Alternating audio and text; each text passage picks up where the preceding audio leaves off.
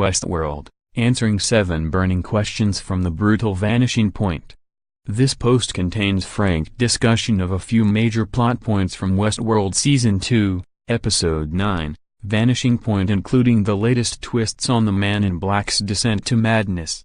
This is also where you can find a link to the new episode of Vanity Fair's companion podcast, Still Watching, Westworld. This week, Richard Lawson and Joanna Robinson break down the show's latest revelations, and speak with actress Katja Herbers about fan-favorite character Emily. Are you ready? Here come the spoilers. Is Emily really dead? According to Herbers, yes. Emily is not only real, she is also now dead. Emily is definitely human, she says. William has killed his human daughter. This is a terrible tragedy. William has done something so egregious now that I can't possibly see him surviving this season. Not after this. How can we possibly still travel with him? Does Emily's death mean we will never see Herbers on the show again? Well, never say never. After last season, Jimmy Simpson, who plays young William, told Vanity Fair he was done with the show. But he's been in Season 2 plenty. As Herbers pointed out on the podcast, what we do know is that copies are being made of people. Emily has been to the Raj as a child. I'm sure there's a copy of Emily somewhere. Technically it would be possible to bring me back in some form. As we found out in this episode, there are human copies in the Forge, the CR4DL-like server William has been building out for years. Will we see Emily again there before the season is over? Wait, what is the Forge again? Okay, you know how in the Mesa there was a server called the CR4DL where a digital copy of Ford was chilling and Bernard was created? You remember? Cool. Well, there's an even bigger version of that called the Forge, and it has copies of humans stored there. This also appears to be what's through the door, and one might also call it the Valley Beyond. It's a safe bet Westworld is headed there in the finale. Okay, so is Teddy really dead? Well, they showed you him dead in the season premiere, didn't they? This suicide takes place before we see him floating in that lake, so, yeah, he seems to be dead. Without the CR4DL to back him up, that's it for Teddy unless we see him in the Forge. I think the moment would have landed a bit better if James Marsden's character had ever quite clicked. Or maybe if he hadn't spent Season 1 playing second fiddle to young William in Dolores's eyes, their love story would have landed better.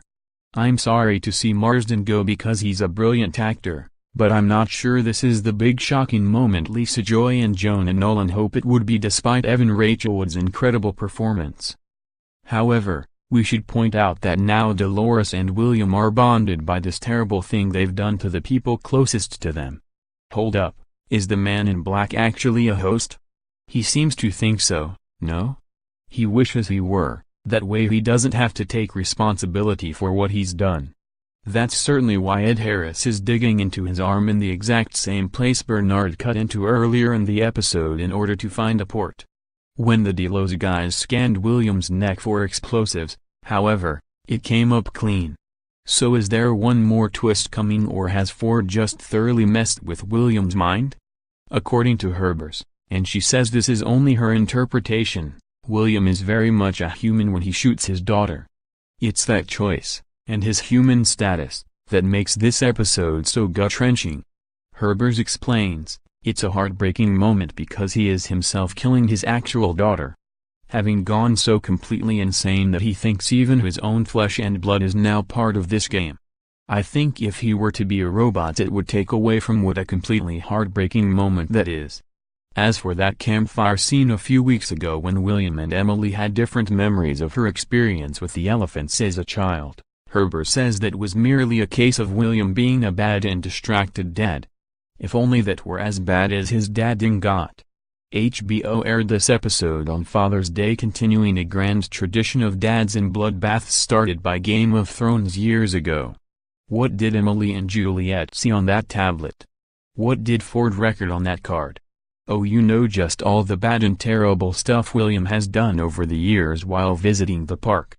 Oddly, we see William violently dragging Dolores into a barn on the tablet just as he did in the Westworld series premiere. But shouldn't the events of Season 1, Episode 1 come after Juliet's suicide and the Man in Black's final foray into the park? Are we to assume that he was in the habit of violently dragging Dolores into barns? Healthy.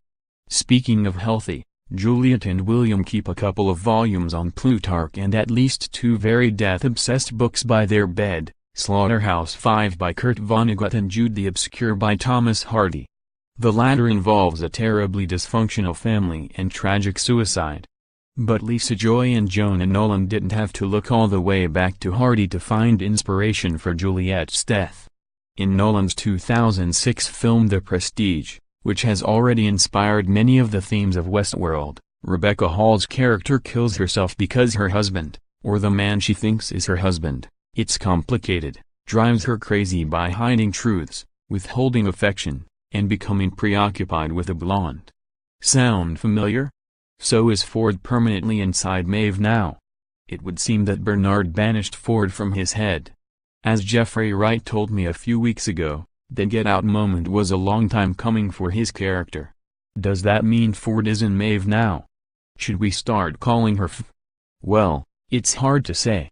We do know, however, that he unlocked some new powers deep in her code. What does that mean? Can she fly now? Only next week's 90-minute finale will tell.